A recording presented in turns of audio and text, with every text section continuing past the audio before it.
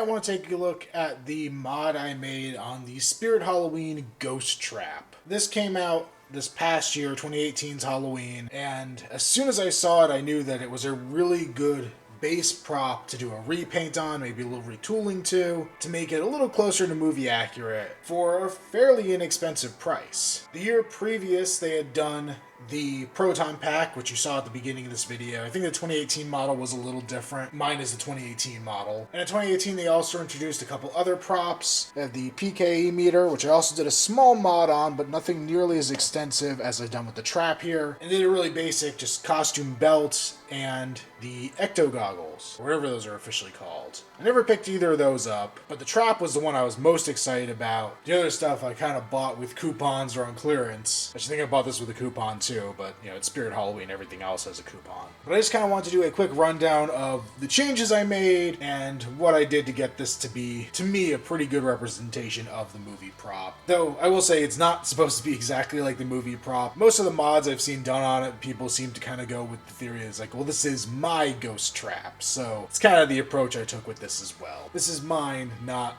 specifically one from the film. And I didn't film any of the process of actually assembling this thing or repainting, retooling it, mostly because I feel like it was unnecessary. There's already quite a few good ones out there. The one I watched the most was Bill Duran over at Punished Props. I'll link his in the video description if I remember, but it's just a really, really intricate guide on how he took his and pimped it out to make it spectacular, and I followed a lot of his cues on this. So I'm going to kind of start at the back of this moving forward. There are a few mods I made before I even started painting this thing, and the biggest one I wanted to get was the switch. This started with a very simple, kind of cheap on-off switch. I think you'd see on any kind of like toy or low quality whatever. And I wanted something a little beefier. The movie has this really cool toggle switch that has like a flat on it. It looks really nice. I was kind of impatient. I didn't want to try to order one online because I also have a hard time kind of judging sizes, and those can come in a billion different sizes. So I went to Ace Hardware. I found this little cool looking one. It has like a ball top on it. It's short, it's stubby, it's robust looking, and now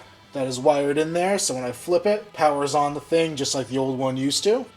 Another thing to point out is this LED here. I got some clear red acrylic paint, and I repainted it. Originally it was a white casing with then a red LED inside of it. The ones in the film look to just be red casing and internal, so that's been modified to match. The other thing is the air connector in the back, which I need to re-glue a little bit. It's come a little loose as I assembled and disassembled this thing. That's what the trap hose connects to in the film. It may not be this exact model. This is just like an air compressor attachment. Another thing I just picked up at a local hardware store, and it looks pretty similar to the one used in the film, except the one in the film I think is brass. Once again, my project, my rules, and it's that chrome so it matches the switch, and I felt that worked well enough. Here on the side, I did replace the knob. This was a 3D printed knob. If you go on Thingiverse, if you have a 3D printer, there's plenty of people who have plans to, you could build the whole trap just out of 3D printed parts, or they actually have specific kits to print out and mod this trap with, the Spirit Halloween trap. And I didn't want to go quite as far as some of those went, and honestly, my printing skills aren't really up to snuff. I really need to get the printer more dialed in and calibrated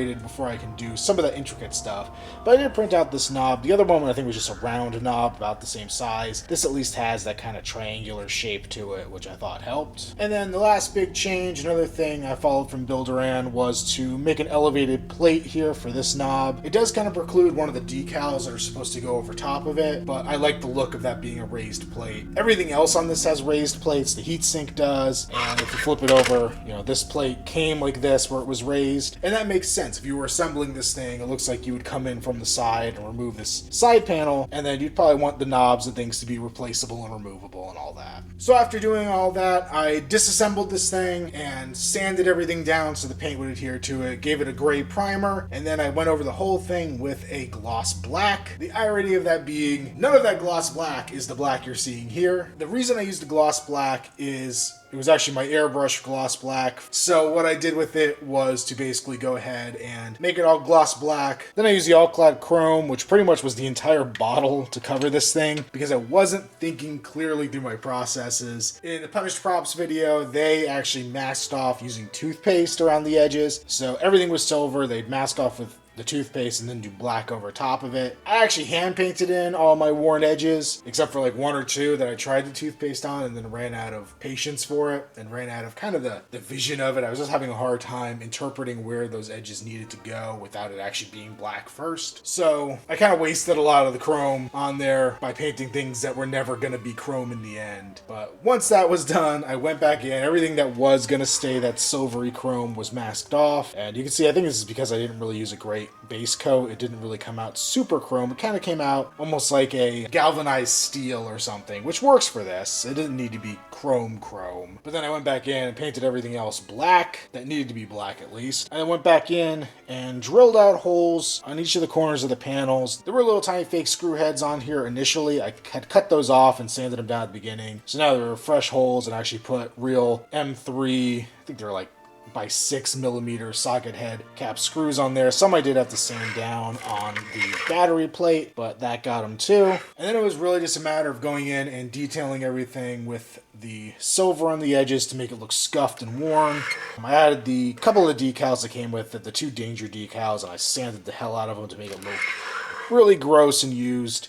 I initially painted these silver because I saw it in a photo and on Bill's video, but realized that in the first movie they are reds. I went back and hit them with some red spray paint and then gave them little scuff marks there. You can see I added some more socket head screw caps on the back here, and I also added them around that front screen at the top with a LED strip. And then for the top, I painted this black. I masked off some areas for the silver to poke through, and I added a little silver after as well. And then I used some yellow electrical tape to make these stripes on it, and then sanded those to get them looking nice and grimy and gross. And then over the whole thing, I ended up doing 2 washes. The first is in this glow green, just cheapo paint from Walmart.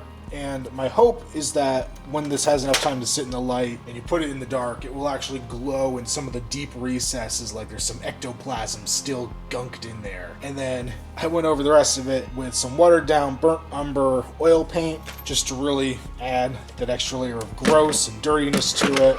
And then in some of the applying of that, it kind of scuffed up the metal edges on here, which I think actually worked really well. Definitely makes it look used and worn and gross, and that's something I really wanted to keep on this prop. So now we can flip the switch, with the LED there, with the LED screen here in the front still functioning, and then we could hit the button.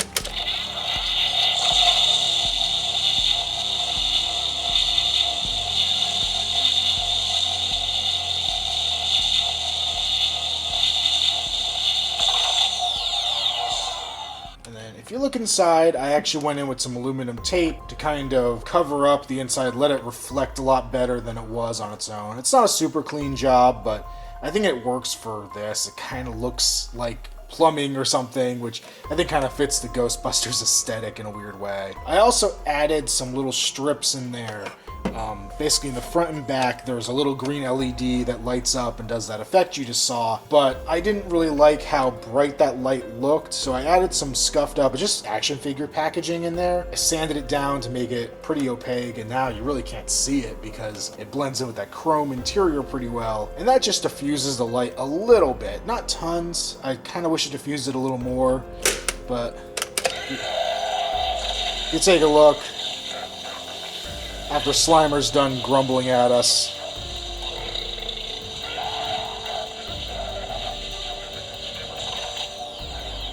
She sounds more like Yoda than Slimer, but you can see that it diffuses that light a little. It's not just 2 pinpricks of light like it used to be. It's a little more spread out, and the chrome interior helps reflect it. So I think it overall gives it a little bit of a better look than just the standard prop. And just to talk briefly about the PKE meter, this was a much lazier mod than the one I did in the trap, and I kind of want to take some of the things I learned doing the trap and bring them back to this. A lot of the weathering on it was done with a silver Sharpie. At least the edge kind of cracking was done with a silver Sharpie. In some areas, in small doses, it looks pretty good.